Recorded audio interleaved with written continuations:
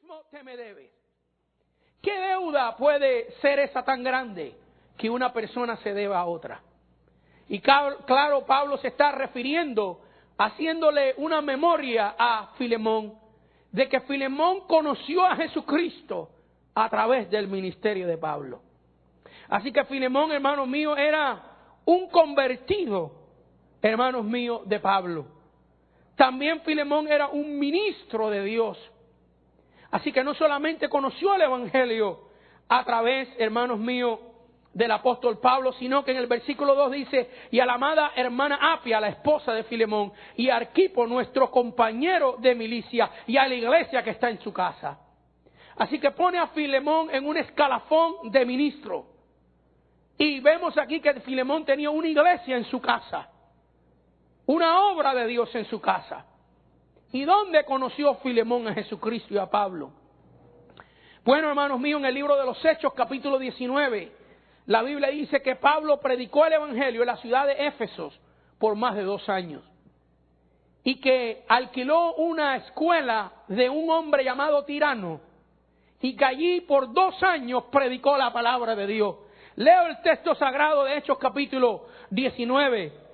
Hermanos míos, dice así la palabra del Señor: y cada día en la escuela de uno llamado Tirano, versículo 10, así continuó por espacio de 2 años, de manera que todos los que habitaban en Asia, judíos y griegos, oyeron la palabra de nuestro Señor Jesucristo. Así que Filemón vivía en la ciudad de Colosas, cerca de Éfeso. Y un día, porque Filemón era un hombre de negocio, un hombre de posición acomodada, parece que paseando por la ciudad de Éfeso, se enteró que había ahí un predicador. Dicen los historiadores que Pablo era de aspecto físico feo. Algunos dicen que tenía problemas en la vista. Yo no sé, la Biblia no describe cómo era Pablo, pero dicen que era flaco, narizón, feo, sin atracción física. ¿Ves? Y me imagino que Filemón se enteró: por ahí hay un loco judío predicando. Dicen que los trapos, los delantales, los paños de su cuerpo se los llevan los enfermos y se sanan. Dicen que a los endemoniados les reprende a los demonios y se van. Y allá fue Filemón de curioso a escuchar al apóstol Pablo. Allí conoció a Cristo y estuvo 2 años con el apóstol. Pablo tenía una especialidad cuando él entrenaba a los obreros. No los entrenaba con muchos libritos, aunque usaba libros. Pablo era un hombre que le gustaba mucho leer. En una ocasión un gobernador romano dijo de Pablo: las muchas letras te hacen loco. Era un hombre que se preparaba. Pero Pablo tenía una táctica de entrenar obreros. Dice la Biblia en el libro de los Hechos, capítulo 16, que pasando Pablo por una ciudad, vio un joven llamado Timoteo, que tenía buen testimonio. Y a este separó o escogió para que estuviese con él. Así que así como Cristo separó a los apóstoles, Pablo escogía personas que tenían la vocación, que tenían el llamado, y los entrenaba personalmente. Pablo no le dio a Filemón la migaja de su vida, no le dio a Filemón la sobra de su vida, sino le dio lo mejor de su vida. Un entrenamiento personal. Dejó que estos obreros se acercaran a él y vieran sus habilidades y también sus fallas.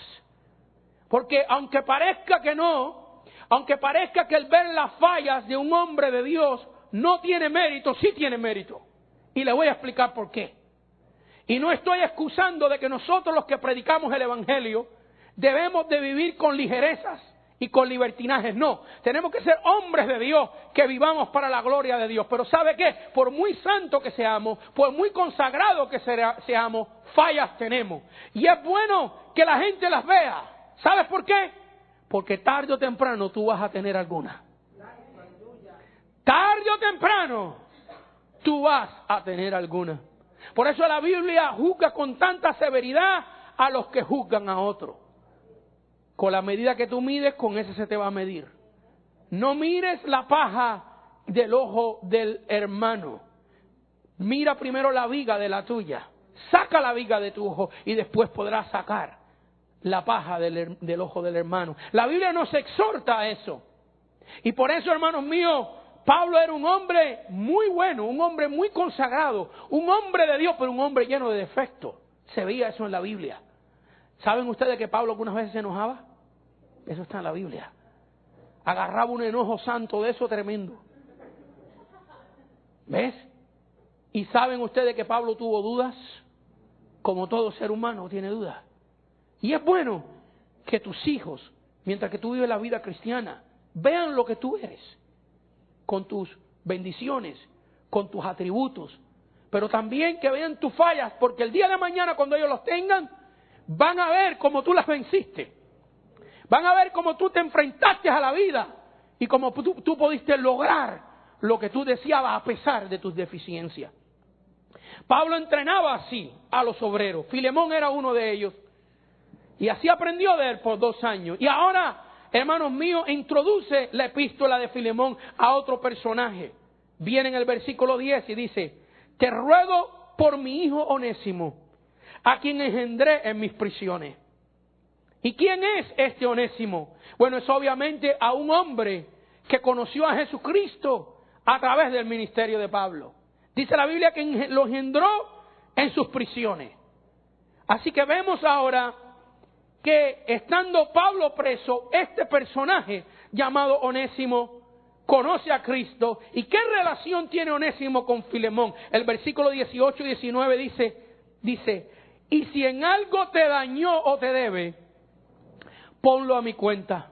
Así que obviamente Onésimo había agraviado, hermanos míos, había hecho daño a Filemón. Y Pablo está diciendo, mira, yo quiero que tú lo perdones por amor a mí. Yo quiero que lo que él te deba a ti, me lo cobres a mí. Versículo 19, yo Pablo lo escribo de mi mano. Yo lo pagaré por no decirte que aún tú mismo te me debes. ¿Qué le está diciendo Pablo? ¿Te debe mucho, Onésimo? ¿Te debe más a ti él que lo que tú me debes a mí? Y si yo estoy dispuesto de perdonar lo que tú me dejas a mí, tú también debes estar dispuesto de perdonarlo a él. Y ahora, hermanos míos, ¿quién es este Onésimo, hermanos míos? El versículo 16 dice, ya no como esclavo, recíbelo. Ya no como esclavo, sino como más que esclavo, como hermano amado. Así que vemos aquí que Onésimo era un esclavo. Y Onésimo era un esclavo de Filemón. Un esclavo que robó a su amo. Un esclavo que decidió huir de su amo. Y Onésimo abandonó su ciudad de Colosas, abandonó a su amo, pensó que al irse a 1200 millas de distancia a Roma, allá podría emprender una nueva vida. Allá podía comenzar una vez más a vivir. Y entonces cuando llega allá, el apóstol Pablo en la ciudad de Roma, estaba en la cárcel, estaba preso, pero miren cómo estaba preso. Hechos capítulo 28, yo se los leo. Versículo 16 dice, a Pablo se le permitió vivir aparte con un soldado que lo custodiase. Y Pablo permaneció 2 años enteros, estoy leyendo Hechos 28:30 ahora, en una casa alquilada, y recibía a todos los que a él venían, predicando el reino de Dios y enseñando acerca de Jesucristo abiertamente y sin impedimento. Así que a Pablo le permitieron alquilar una casa en Roma.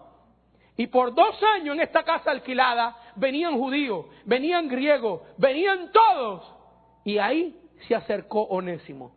Hay una cosa tan bonita con el encarcelamiento de Pablo. Y leo el libro de Filipenses capítulo 4, versículo 21. Y estoy solamente echando un fundamento al mensaje. Enseguida nos vamos a arrancar aquí. Pero para entender lo que está pasando, estamos explicando lo que hay detrás de la historia de Filemón y de Onésimo. Así que vamos para un lado con esto. Pero miren lo que dice la Biblia acerca de Pablo y su encarcelamiento. Lo que pasaba en esa casa, que la gente venía, Pablo no podía salir fuera porque tenía soldados custodiándolo. Y mientras los soldados los custodiaban, la gente venía a la casa que él tenía alquilada en Roma Y mira, hermanos míos, miren lo que pasó. Colosenses capítulo 4, versículo 21, voy a leer. Los hermanos que están conmigo os saludan. Este es Pablo en la cárcel en Roma, en una casa. Y mira lo que dice. Especialmente, pongan atención a esto, especialmente los de la casa de César. ¿Usted entendió lo que pasó? ¿Usted entendió lo que pasó? Que Pablo en una cárcel custodiada con los soldados que le ponían a la puerta se convertían, y los parientes de César se convertían. Te saludan especialmente los de la casa de César, significando que a él lo tenían arrestado, pero el evangelio que él predicaba no estaba preso, no estaba encadenado. Mira qué grande es Dios. Como que el diablo dijo, lo vamos a meter en una casa y está bien, le vamos a poner un par de soldados para que ni asome la nariz. Y Dios dice, yo soy tan poderoso que Pablo no tiene que asomar la nariz. Yo voy a hacer que los soldados entren con nariz y todo ahí adentro. Y los soldados estaban en la puerta custodiando con sus lanzas. Y Pablo predicando el evangelio a los judíos y a los que entraban dentro de la casa. Y ellos oyendo afuera. Y cuando se iban por la tarde y venía el cambio de la escolta, salían convertidos, y los otros que venían se convertían y empezaron a llevar el mensaje a los parientes de César, a las amistades de César, a los que estaban cerca del emperador, y hasta esos conocieron a Cristo. Usted no está creyendo en cualquier cosita aquí. Este no es el cantico de palo que tú tenías antes, que tenías que sacudirle el polvo. Este no es el pedacito de yeso que tú tenías antes, que cada 4 o 5 años tenía que cambiar porque se descascaraba, se le caía la pintura. Esta no es la estampita que tú te ponías en el bolsillo, que tenías que tener cuidado de no echarla a la lavadora dentro del pantalón, porque se acababa la estampita y no tenía poder para protegerse a sí misma.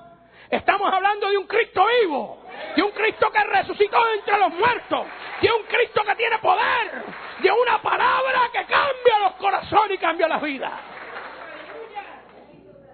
Alabado sea su nombre. Así que ahí llegó este esclavo, huyendo de su condición de esclavo. Se fue a 1.200 millas de distancia, casi 2.000 kilómetros de distancia. Y allá se enteró que Pablo estaba en aquella casa. Se enteró que este Pablo fue el que trajo a los pies de Cristo a su amo. Y allá se pegó, se acercó, se convirtió a Cristo.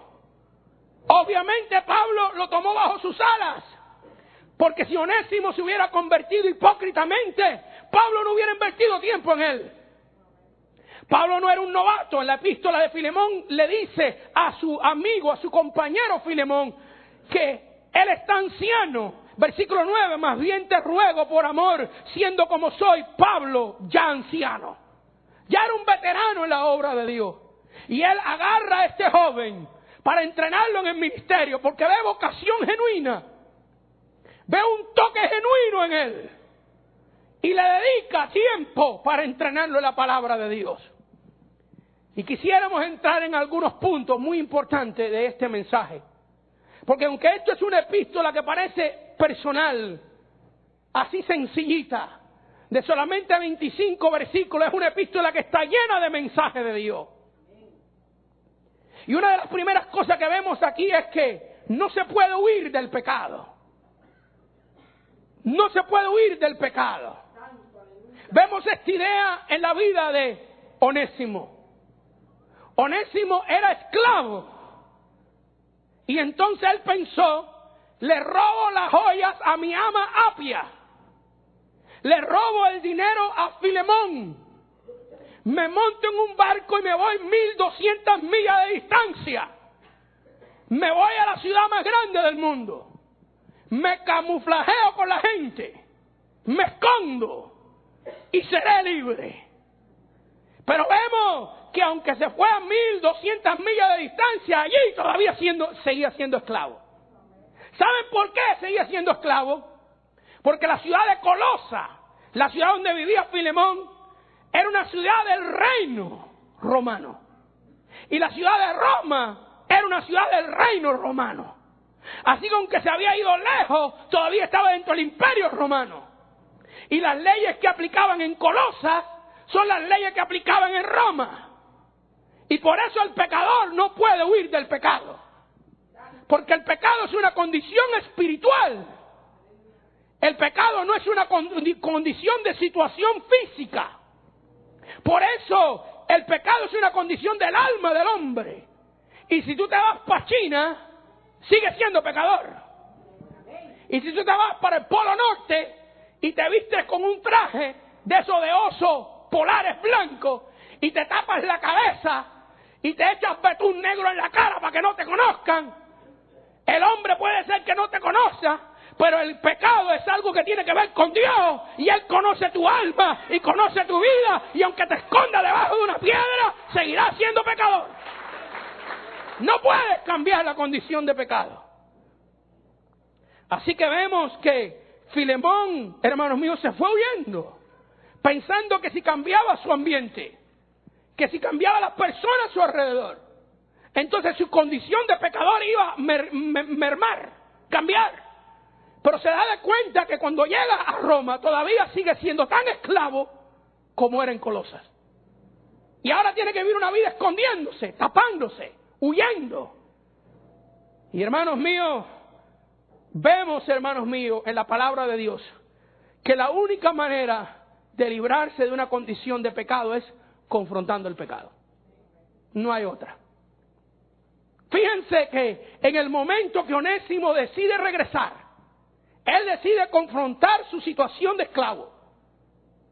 Fíjense que el apóstol Pablo en el versículo 13 le dice a Filemón: yo quisiera retenerlo conmigo para que en lugar tuyo me sirviese en mis prisiones por el evangelio. ¿Entendemos lo que Pablo está diciendo? Mira Filemón, ¿tú te recuerdas cómo tú me ayudabas? ¿Tú te recuerdas cómo tú eras mi compañero en el ministerio? Yo quiero retener a Onésimo en lugar tuyo. Yo quisiera. Pero sabe que Onésimo demandó regresar. Onésimo demandó confrontarse con su situación, con su delito, cara a cara, y resolver con su amo lo que él había hecho. Y esa es la única manera que podamos dar solución al pecado. Por eso la Biblia dice en el libro de Isaías, capítulo 1, versículo 18, venid luego, dice Jehová, y estemos a cuenta. Si vuestros pecados fueren rojos como la grama, como la nieve serán emblanquecidos. Si fueren rojos como el carmesí, vendrán a ser blancos como la lana. Me gusta eso, venid luego. La versión en inglés dice come now. Ven ahora. Para los hermanos de México, ven ahorita. Pero para que no haya confusión, porque en otros países latinos ahorita significa dentro de un rato. Lo que Dios está diciendo, ven en este momento. Entonces, ¿qué nos está enseñando la Escritura con relación a la confrontación del pecado? Lo primero es que Dios dice, venid. Eso es una invitación. Dios te está diciendo a ti y a mí, tú no tienes por qué esconderte. Tú no tienes por qué huir. Tú no tienes por qué temer. Yo quiero que tú vengas a enfrentarte conmigo en esto. Venir luego, venir ahora. Porque la tendencia del pecador o de la persona que peca es posponer el pecado. Posponerlo, dejarlo para después. Venir ahora, dice Jehová. Escuchen. No dice la iglesia, no decimos nosotros. No digo yo el predicador, yo solamente estoy expresando o haciendo la lectura de lo que está aquí. Dice Jehová, Dios Padre. ¿Quién es el que hace la invitación? Dios Padre. Y estemos a cuenta. En otras palabras, Dios está diciendo, ven luego, ven ahora, pero no me vengas con excusas. Dios está diciendo, si tú quieres resolver esto, verdaderamente, no me vengas con excusas. Pongámonos a cuenta. Pongámonos a cuenta. Ahora, miren lo que dice el texto. Si vuestros pecados fueren como la grama, como la nieve serán emblanquecidos. Si fueren rojos como el carmesí, vendrán a ser como la blanca lana. Aquí hay dos cosas más que considerar. Primero, que hay una descripción de la calidad, de la cantidad de pecado. Porque miren, si usted ha cometido un pecadito chiquitito, es fácil ir a Dios a arreglar cuentas. ¿Verdad que sí? Pero si tú has cometido un gran pecadote, la tendencia es evadir, ¿sí o no? Pero fíjense que Dios utiliza una fraseología casi exagerada. Exagerada a nuestros términos humanos, pero no exagerada a los términos divinos. ¿Me entienden? Y hay una comparación aquí. Si vuestros pecados fueran rojos como la grama, hay una comparación. Está diciendo Dios, si tú has cometido el peor de los pecados. Porque mire, no está diciendo si vuestros pecados fueran amarillitos como el sol o como la yemita de un huevo. Si tus pecados fueran verdecitos como el pasto. Si tus pecados fueran azulitos como el cielo o la mar. Si tus pecados fueran así, mira, qué color, como un beige así. Como una cremita, como un dulce de leche. No dice eso. Sino que escoge un color y una comparación que revela la seriedad del pecado. Si vuestros pecados fueren rojos como la grama, y ahora aquí viene una oferta, una garantía. Dice la palabra de Dios, como la nieve serán emblanquecidos. Óigame, esto está tremendo. Serán. No dice que tú lo vas a emblanquecer, fíjate. No dice que yo lo voy a emblanquecer. Si mis pecados rojos serán emblanquecidos, eso implica o pone en el asunto a una tercera persona o a una segunda persona. Alguien que tiene el poder para emblanquecer. Alguien que tiene el poder para limpiar. Porque el hombre no puede huir del pecado. El hombre no se puede limpiar del pecado. El hombre no puede cambiar su naturaleza caída ni su condición pecadora.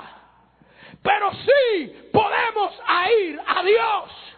Sí podemos confrontarnos con el Señor y venir y ponernos a cuenta con Él, y nos garantiza Dios. Venid luego. Si vuestros pecados fueran rojos como la grama. Porque usted sabe, cuando usted ha cometido grandes pecados, usted está huyendo y huyendo y huyendo de Dios. Usted no, ni quiere leer la Biblia, ni quiere orar. Porque hay un sentido de culpabilidad. Y Dios está diciendo, no lo dejes para mañana. No lo dejes para pasado. No lo dejes para el mes que viene. Si tú vienes hay una condición. Si tú vienes y confrontas esto, entonces esto es lo que yo te oferto. Qué lindo es el Señor. Porque mire, Dios hubiera podido decir, venid a mí luego y pongámonos a cuenta y vamos a ver cómo está la cosa. ¿Ves? Si vuestros pecados fueran rojos como el carmesí, vamos a ver qué es lo que podemos hacer. Todo depende. ¿Ves? Entonces te dejara en el aire, te dejara titubeando. Tú dirías, ¿con qué chicote me va a meter el Señor? ¿Con qué trancazo me va a pegar? ¿Con qué rayo del cielo me va a partir por el medio? ¿Qué parte de abajo de la planta de mis pies se va a abrir la tierra y me va a tragar vivo? ¿Ves? Tú estuvieras así, preocupado. Por la falla, por el pecado que tú has cometido, pero inmediatamente, sin rodeo, sin cuerda, qué lindo, sin mucha poesía, porque hay gente que te va a decir una cosa y se mete media hora para decirte algo que toma 10 segundos decirlo. ¿Usted conoce gente así? Bebé, sin mucho cuento, sin mucha huertereta. Mira, si tú vienes a mí, si nos ponemos a cuenta, si tus pecados, ay Señor, pero es que tú no sabes lo que yo he cometido. Si tú supieras. Vaya que lo estás informando tú a Él. Si cuando tú lo pensaste antes de hacerlo, ya lo sabía ya. Señor, pero ¿cómo voy a venir a ti? El Señor está diciendo, ¿de qué color es tu pecado? Amarillo ven, verde ven, rojo ven. Si fuera rojo como el carmesí, yo lo que quiero es que tú vengas. Y si tú vienes con una actitud de ponerte a cuenta, entonces yo los haré blanco. Yo los borraré. Yo los limpiaré. Y es una acción de Dios. Una acción de Dios. Qué lindo está esto. La misma idea la vemos ya en el Nuevo Testamento. El apóstol Juan en 1 de Juan 1, versículo 9 dice, si confesamos. ¿Ves? Eso significa confrontarte con Dios. No huir. No huir porque Onésimo huyó, pero seguía siendo esclavo. Y cuando uno es esclavo del pecado, tú puedes oír todo lo que quieras, pero tú no puedes eliminar eso. Pero mire, dice, sí, ahí hay una condición, sí confesamos. En otras palabras, si te confrontas con Dios, si confesamos nuestros pecados, me encanta que el apóstol se incluye. Porque el apóstol Juan pudiera decir, si ustedes confiesan sus pecados, porque es un apóstol el que está escribiendo, un hombre santo, ¿ves? Si ellos confiesan sus pecados, si tú confiesas tus pecados, pero mira qué lindo, si confesamos nuestros pecados, se incluye Él. ¿Lo notan? Se incluye en Él. ¿Por qué, hermanos míos? Porque los que estamos sirviendo a Dios sabemos que si somos fieles, lo somos por la misericordia de Dios, por la gracia de Dios, por un Dios que nos ama y que nos fortalece y nos ayuda a vivir. Gloria a Dios por esas personas que nunca han pecado. Gloria a Dios por esas personas que nunca han cometido una falta. Gloria a Dios por ello. Pero creo que el 99.9 de todos los seres humanos, como dicen allá en la filosofía profunda de México, la riegan de vez en cuando. Fallan, cometen errores. Entonces, el Espíritu Santo a través del apóstol dice, si confesamos nuestros pecados, y esto no es una licencia para pecar, no, porque debemos de esforzarnos a honrar a Dios con nuestras vidas. Pero como tú no vas a ser cristiano por 6 meses, esto es para toda una vida, y tú te crees ahora que tú estás firme, porque tú no sabes dentro de un año qué te va a pasar. Y yo he conocido grandes hombres de Dios, gente muy fiel, gente admirable, darse una revolcada, hermano, de narices. ¿Ves? Yo los he visto. Y qué lindo es que hay aquí en la palabra esta principio, esta bendición de Dios, que si confesamos nuestros pecados, Él, y eso te implica o aclara a quién hay que confesarle.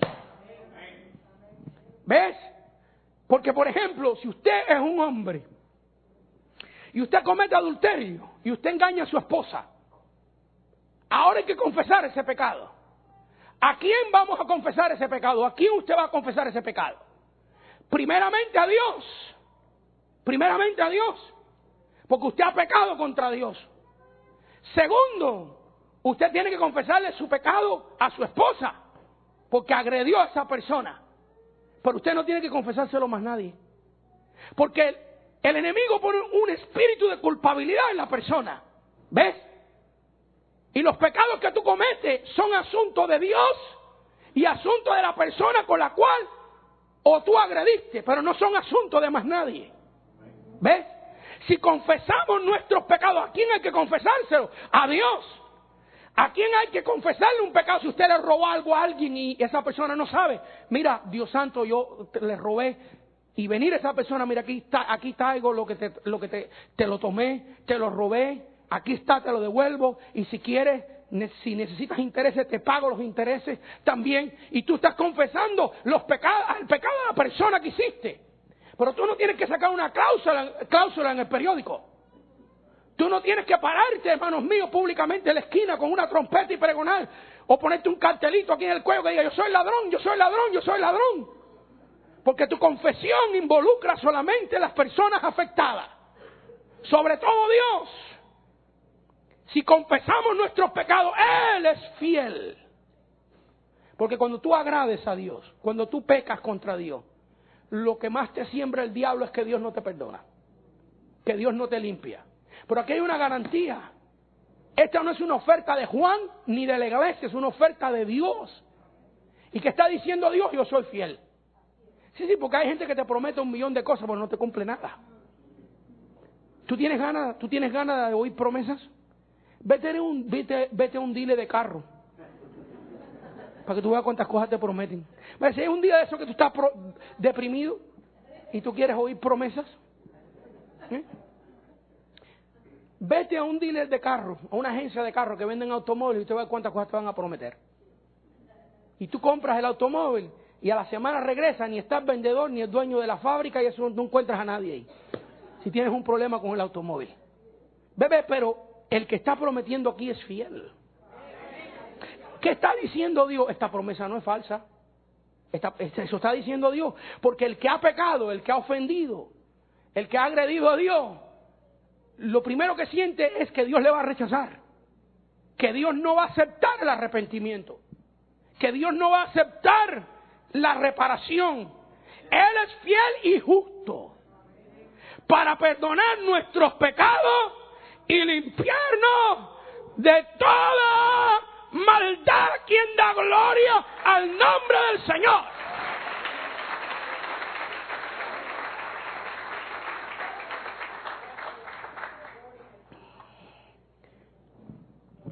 A ver si me queda tiempo para lo mejor del mensaje. Unos minutos más. ¿Qué más vemos en este pasaje? En este pasaje vemos otro principio también. El principio de que tú no puedes liberarte del pecado a no ser que alguien pague. A no ser que alguien pague. Fíjense que Onésimo quería ser libre de su esclavitud, pero por mucho que él quería no podía, porque ¿con qué iba a pagar? Si un esclavo todo lo que trabaja, el beneficio, la ganancia va para otra persona. Y en Roma no podía trabajar porque era un esclavo huyendo. Entonces tenía que camuflajearse, tenía que esconder su identidad, no podía producir. Entonces él no podía pagar ni lo que había robado, ni el daño que le podía haber hecho a Filemón, ni podía pagar la libertad para ser hombre libre. Pero otro pagó. ¿Lo ven en la epístola? Que Pablo se sentó. ¿Y qué tiempo le habrá tomado a Pablo escribir la epístola de Filemón? ¿10 minutos? ¿15 minutos? Dictando esta epístola. Con excepción la parte de que él le pone en el versículo 19, yo Pablo lo escribo de mi mano, yo pagaré. Esa partecita que escribió Pablo, lo demás se lo dicta un escribano ágil, efectivo. 10, 15 minutos le tomó. Fíjense que lo que Onésimo no podía hacer nunca, porque no tenía con qué liberarse, no tenía con qué resolver su problema, el apóstol Pablo ahora con 10 minutos lo resuelve. Con 10 minutos lo resuelve, escribiendo esta pequeña epístola.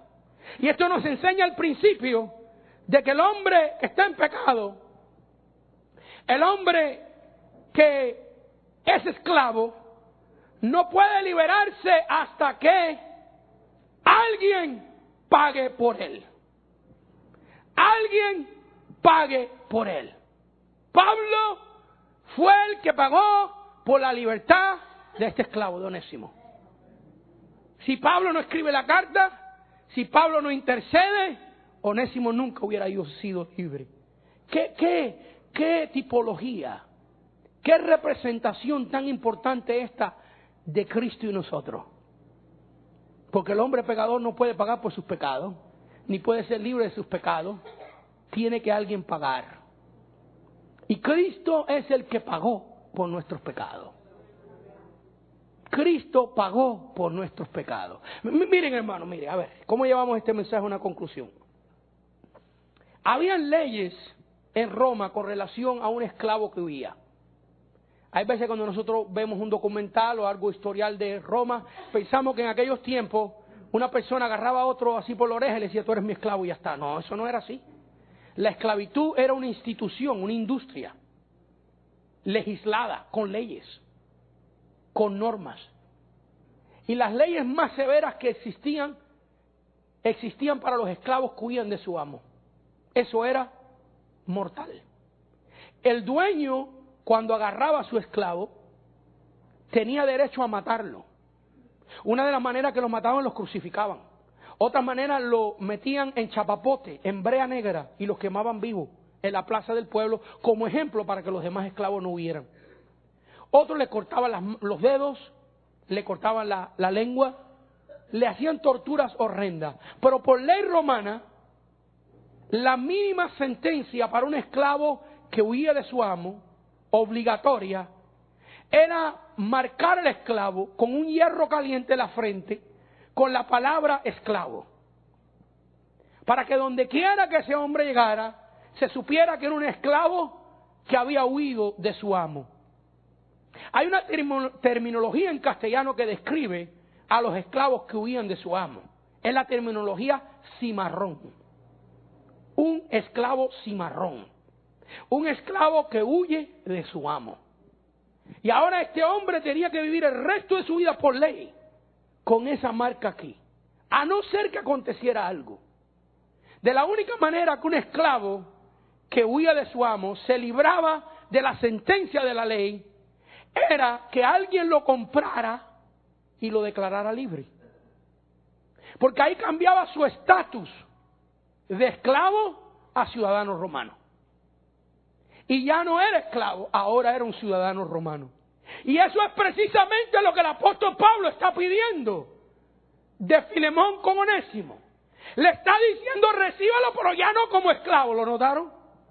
Recíbalo, pero recíbalo como a mí mismo, le está diciendo el apóstol Pablo. Porque mire, Filemón hubiera podido decir, ok, Onésimo, mira, por amor a Pablo, yo te voy a soltar libre. Pero ¿sabe qué? Te me largas aquí, nunca te quiero ver en mi cara. ¿Ves? Filemón hubiera podido tomar esa actitud. Pero Pablo no solamente le está pidiendo que lo perdone, sino que lo reciba como a él mismo. Y yo me imagino esa cita. ¿Ves? Ahora Onésimo entra por la puerta de su amo, se tira en el piso, porque recuérdense que Onésimo viene con la actitud de humillación, con la actitud de reparar el daño que le ha hecho. ¿Ves? Y eso es lo que un esclavo hacía. Se tiraba en el piso, perdóname, amo mío, déjame lavarte los pies. Y ahora Filemón lo levanta de la mano, del codo, y dice, ven para acá, ven para acá. Siéntate aquí en esta silla, siéntate aquí. Ahí siéntate. Y Onésimo está asombrado. Le dice, mira, yo te quiero decir una cosa, Onésimo. Tú me robaste las alhajas de mi esposa. Me robaste el dinero. Me agrediste. Pero aquí esta cartita que yo tengo aquí del siervo de Dios dice que te perdone. Y yo te perdono en el nombre del Señor, Onésimo. Yo te perdono. Pero también esta cartita dice que te trate a ti como a él. Por lo tanto, siéntate ahí porque esa es la silla donde él se sentaba. Esa es la silla que cuando el siervo de Dios visitaba mi casa, ahí se sentaba. Apia, prepárenle una tinita de agua caliente ahí para que se bañe Onésimo. Porque cada vez que el siervo de Dios venía de la gira, esas que predicaba, venía todo sudado. Y Onésimo viene de un largo camino, él se daba un bañito con agüita caliente, por favor, con la esponjita esa suavecita y el jabón que tiene perfume que le gusta a él. Porque aquí dice que como a él. Y de una vez prepárate el cocidito ese que le gustaba a él, con mucha zanahoria adentro, como a él le gustaba. Porque aquí dice que como a él, que lo reciba como a él. Y mira, Onésimo, aquí te voy a firmar este contrato y ahora ya tú no eres esclavo. Ahora tú no te tienes que arrastrar más. Ahora tú no tienes que lavarle los pies a nadie. Ahora tú no tienes que servir a ningún hombre. Ahora tú eres libre, libre, libre. En el nombre del Señor.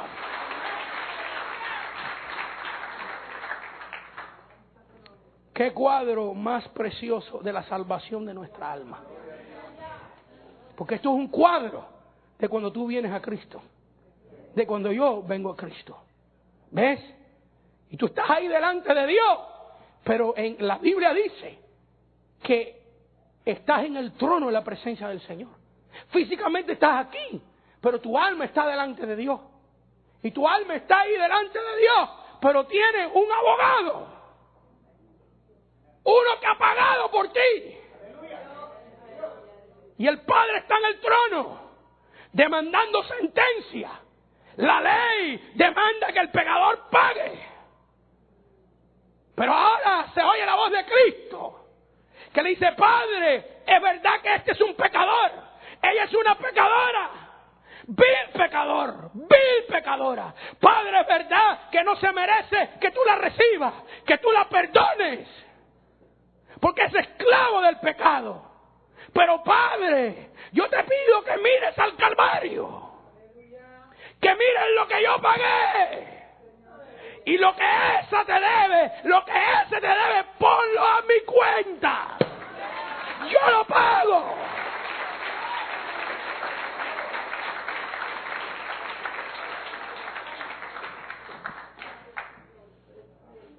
Y ahora tú entras al trono con los méritos de Cristo. Vístanlo de gala. besen sus pies. Pongan anillo en sus manos, que este es mi hijo, que estaba perdido, que estaba muerto y ahora es encontrado. Pero padre, espérate un momentito, papá. Tengo otra petición más. No solamente te pido que lo que él te debe, lo pago yo. No solamente te pido que lo perdones, pero recíbalo como a mí mismo. ¿Cómo la ves? ¿Cómo la ves? ¿Cómo la ves? ¿Qué es lo que el Hijo pide al Padre? Romanos 8, versículo 16. El Espíritu mismo da testimonio a nuestro espíritu de que somos hijos de Dios. Versículo 17. Y si hijos, también herederos. Herederos de Dios y coherederos con Cristo. Así que, hermano mío, tú no entras solamente perdonado. Tú no entras solamente con tu deuda clausulada delante de Dios. Tú entras como hijo, no como extraño. Tú no te quedas afuera en el patio, mi hermano. Tú no te quedas allá, marginado en una esquinita, sino que la Biblia dice que nosotros estamos con Cristo sentados en lugares celestiales en la presencia de Dios. ¡Oh, gloria a su nombre! ¡Aleluya!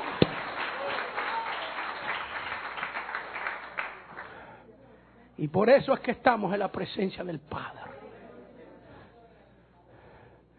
Porque el Señor pagó nuestra deuda. Y tú no tienes con qué pagar ni yo, pero Él sí. Él sí. Ponte de pie, dar un aplauso al Señor. Y dile gracias, Dios mío, por tus misericordias. Gracias por lo bueno que tú eres. Te adoramos, Jesús de Nazaret. A ti damos la gloria y la honra y la alabanza.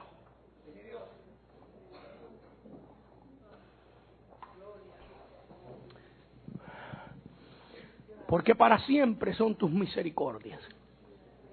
Tus bondades, ¿quién las contará? Gracias, Dios mío. Ya estamos a punto de irnos para nuestros hogares. Pero yo quiero que si tú estás aquí en este día y Dios te habló a través de la historia tan bella de este esclavo y te pudiste identificar tú en ese esclavo, yo en ese esclavo. Y quizás tú estás aquí hoy y tú nunca le has entregado a Cristo tu vida. Y tú dices, ¿cómo se hace esto? Todo lo que tienes que hacer es invitar a Cristo a tu corazón. Tú dices, yo soy muy pecador. Ya Él pagó. Todo lo que Él dice es venir a mí. Tú no tienes que pagar, ya Él pagó.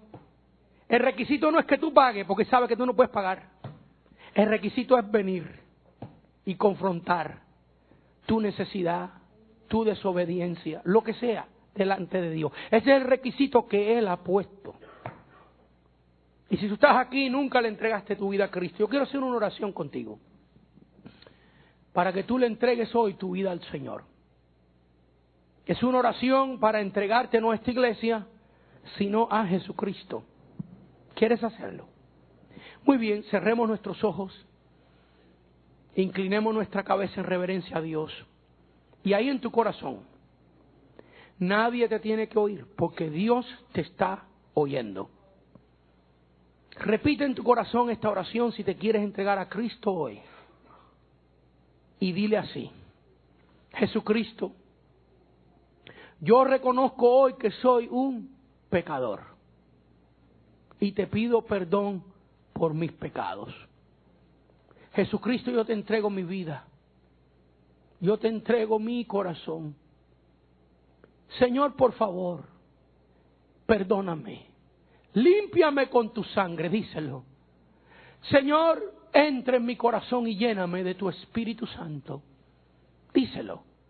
Señor, entra en mi corazón y lléname de tu Espíritu Santo. En el nombre de Cristo Jesús. Amén, amén y amén. Mientras nuestro hermano Arturo nos lleva a la presencia de Dios en alguna alabanza, yo no sé cómo Dios te habló a ti hoy. Cada vez que yo he predicado este pasaje, no he predicado mucho de él, pocas veces, pero Dios siempre compuja en mi corazón. ¿Saben por qué, hermano? Porque no es que los veo ustedes como Onésimo, es que me veo yo como Onésimo. Como el hombre que huyó tanto huí de Dios, tanto. Y donde quiera que llegaba, seguía siendo pecador. Como el hombre que un día reconocí y entendí que yo no tenía que pagar porque Cristo había pagado por mí. Y entonces fui libre. Fui libre. Yo no sé cómo Dios te habló a ti hoy, pero yo quiero invitarte a venir aquí a pararte delante del altar de Dios y adorar su nombre un ratito con nosotros.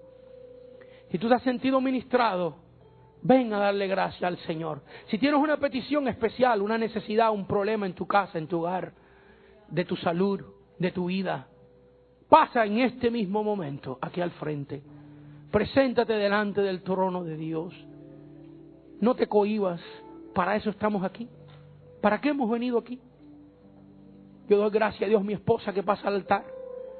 Si yo no estuviera predicando, yo estuviera ahí. Porque nos gusta venir al altar de Dios a poner nuestras vidas a los pies de Cristo. A confrontar lo que tengamos que confrontar, a cambiar lo que tengamos que cambiar.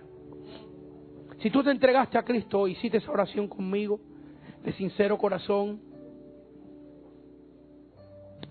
pasa al altar de Dios y ven y darle gracias, decirle: Señor, yo hoy me entregué a ti. Te adoramos, Señor. Se siente una presencia dulce de Dios. Hay veces que la presencia de Dios se siente con fuego, con poder, pero hay veces que es una presencia dulce, y yo sé por qué. Porque es un mensaje de dulzura al alma, de esperanza. Dios ofreciendo perdón, salvación, vida eterna. Señor, bendecimos, ministramos en el nombre de Cristo. A ver, hermano Willy, ayúdeme a orar por aquí por un lado.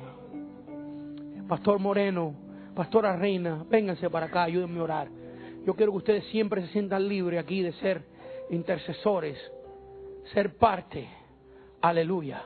Hermano Juan, yo quiero que usted por ahí me ayude a orar, a pedir. Hermana Dianita, tú, mija, ayúdame por esa esquina a orar. Y los demás, hermana Aida, si puedes, aquí en el centro. Los demás apoyan y bendecimos en el nombre del Señor. Que Dios te bendiga. ¿Cómo te llamas? Roberto. ¿Cómo? Roberto. ¿Tú le entregaste tu vida a Cristo ya? ¿Cuándo lo hiciste? Ahorita no. Aquí hay una vida. Dios me mandó a acercarme a Él, porque yo sabía que hoy Él le había entregado su vida a Cristo. Y Él acaba de decir en este momento que hoy se entregó a Jesucristo. A ver, hermano Roberto, queremos orar por ti. ¿Hay alguien aquí más? Un momentito. ¿Hay alguien aquí más que hoy se entregó a Cristo por primera vez? Levante su mano. No se sienta abochornado ni mal. Lo único que queremos es orar por ti. ¿Alguien más que hoy le entregó su vida a Jesucristo? Muy bien. Deme su mano, hermano Roberto. Diga conmigo: Jesucristo, yo reconozco que soy pecador y te pido perdón por mis pecados. Jesús, yo te doy mi vida, yo te doy mi corazón, me entrego hoy a ti. Cámbiame, Señor, bendíceme, Señor, en tu nombre, Jesús. Amén y amén. Señor, yo bendigo esta vida, pongo mis manos sobre él. Señor, yo soy un hombre, yo no tengo nada que dar, lo único que le puedo dar es lo que tú me has dado a mí. Yo te suplico que hoy tú toques esta vida, que cambie su corazón, que él se sienta hoy una nueva persona para la gloria y la honra tuya. Yo bendigo esta vida en tu nombre. Jovencita, su nombre, deme su mano. ¿Cómo se llama usted? Analí Magali Ramírez. Magali, usted le entregó su vida a Cristo ya. ¿Cuándo lo hizo? Cuando iba a la iglesia antes. Entonces, yo quiero orar por usted y bendecirla. Qué bueno que usted ya le entregó su vida a Cristo. Y usted, señora, su nombre, por favor. Usted, hermana Inés, ya le entregó su vida a Cristo. ¿Ustedes son familia? Sé que son mamá, hija, ¿cómo son? Tómense de las manos porque quiero orar por usted. ¿Y el joven es también parte de la familia o no? Tómense de mano también, que son hermanos. ¿No? Señor, bendecimos estas vidas. Las presentamos delante de ti, Señor. que ellos te sirvan con todo su corazón, con todas sus fuerzas. Señor, aquí estamos en tu presencia. Estamos en tu presencia, Señor, dándote gracias por cada vida que está en este altar, por cada persona que está en este altar. A ver, las personas que están imponiendo mano, empiecen a orar. Hermano Arturo, ministranos. Tal como soy, Señor, sin nada que ofrecer más que mi canción, no tengo más que darte, pues todo es tuyo, Señor.